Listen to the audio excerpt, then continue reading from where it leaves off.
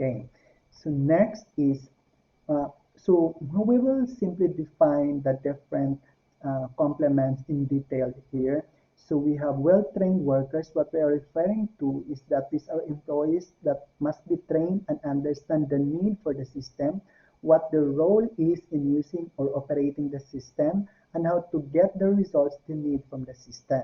So that's what, if we say well-trained workers, that set of concepts we expect to an employee must be present. Second is system support, trained and experienced users who can show others how to gain value from the system and overcome startup problems. So there are adjustments actually if you're new to the system. So that's system support.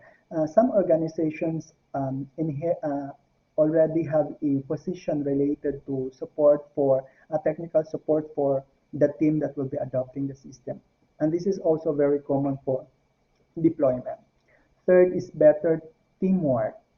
Employees must understand and be motivated to work together to achieve the anticipated benefits of the system. No? So we consider that those um, systems that requires collaboration or coordination between different groups would have also a target on the a mindset that they need to work collaboratively to be able to gain benefits from the information system support for the group. We have next is redesign processes. So here, new systems often require a radical redesign of existing work processes as well as the automation of new processes. And because sometimes we are bound to follow the previous or the old practice, where in fact redesigning the process can be exploited to be able to gain benefits for them. And sometimes we need to maybe forget some of the aspects of the previous process to be able to appreciate the new process. No? Although there is what we call is managing change within the organization or managing the process change, but redesigning the processes maybe it might be a collaborative work of the organization to be able to define the process of the organization, not as part of educating how to redesign a process where everyone is involved. Next is new decision rights. So employees must understand and accept their new roles and responsibilities, including who is responsible for making what decisions. Rules and responsibilities often change with the introduction of new systems. And when you introduce information systems within the organization, some decisions might be forwarded to the information systems itself, which is performed by your low level, your staff rather than the supervisor, for instance. So if the information system support uh, common decisions or common everyday problems, the systems can implement that. That means some of the decision making that is expected to be made by the supervisors might go down to your staff. So this one, the supervisors or the higher level management must also be informed of that part of change in the decision rights of each of the process. One example of these aspects is on classifying student status of the students. At least you are graduate students, you're already aware of whether you are regular students or you are um, on probation or warning. Uh, as of now, it's already implemented in the system. Unlike before, it will be determined by the graduate coordinator. But here, the one who will be controlling the subjects will know the status and will automatically decide about this one. So we delegate the decision making to the system, and particular staff will be aware of this one rather than your advisor, which is the normal responsibility on the old system. To review some aspects of the system, to have a general agreement of what really is what really is the organization we're looking. This is a general systems model or general model of the organization. Still, we are very consistent with our uh, input process output pattern, where input can be those type enumerated. You may pause the video if you want to more time to look at the possible input of the organization. Next is the transformation of this input. and the output. Okay, then we look at the environment where these three major processes happening, and at the same time the monitoring and control, including the feedback. Take note that from the transformation process we have a feedback data, and from monitoring and control we have corrective actions out of the monitoring and control. But after we produce an output, we also receive a feedback data, and from monitoring and control again, we can have corrective actions to input parts. So what we are looking here is that we try to improve the process of the organization in general. We try to always get feedback and provide corrective actions for each step. So this is only an overview of our model organization supported by an information systems. One example of a abrupt or maybe a good adoption of the information systems within the organization and gain benefits from it is the case of Zara. This is a clothing company you can see the headline about how they were able to transform maybe the market on the clothing industry. So the previous practice on the clothing industry, to give you a short background or to share you the experience of Zara. I'm not sure if you're familiar with this clothing company.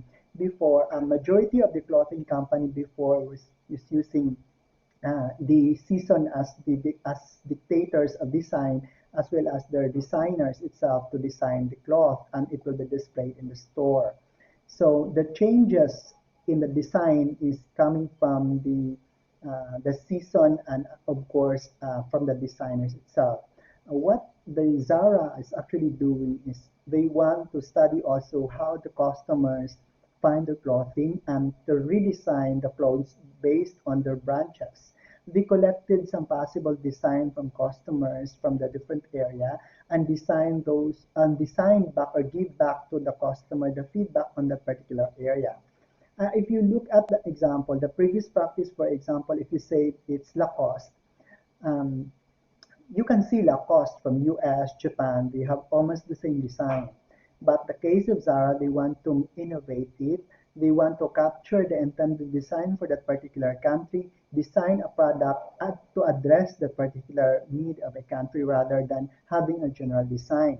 In that way, uh, they also have a faster cycle. That means they keep on making design changes because customers' feedback will be always be integrated as part of their design.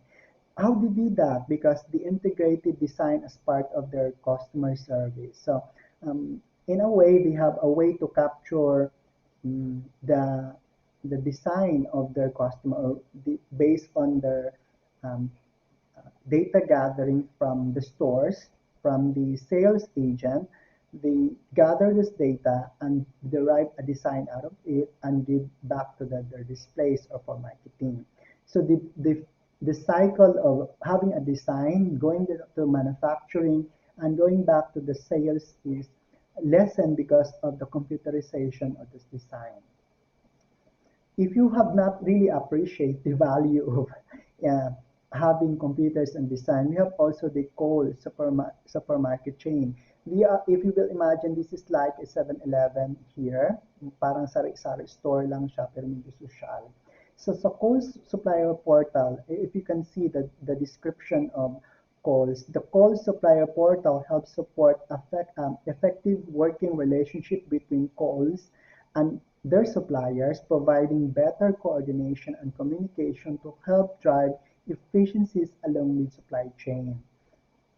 So what did Coles actually was doing? So based on the case, as I remember, Coles actually provide access to their suppliers of their inventory. That means their inventory, there are parts of their inventory that can actually be accessed by their supplier. So that means if I am a supplier of, example, a certain soap or let us say a drinks, it's common. No? Example, if I have a cola drinks put in the Coles or in a certain store, I can also access the inventory of that particular, in this case, Coles, meaning I can access how many are actually on display or how many are on available at the warehouse. In this way, the calls need not actually create a purchase order for a particular supplier, because a supplier can initiate the purchase that can only that can be confirmed by calls. On the other hand, the supplier can also deliver directly to calls supermarket, because the supplier are already aware of the number of items available on that particular supermarket chain. So this would be less hassle to the supermarket to check their inventory and make a purchase order, but because the supplier also need to have sales, so they keep on checking the inventory and initiate the purchase and delivery. So in this way, there is a close coordination and collaboration between the supplier and the supermarket. And this was made possible by um, implementing an information system of ICT support to the supplier and the uh, a supermarket.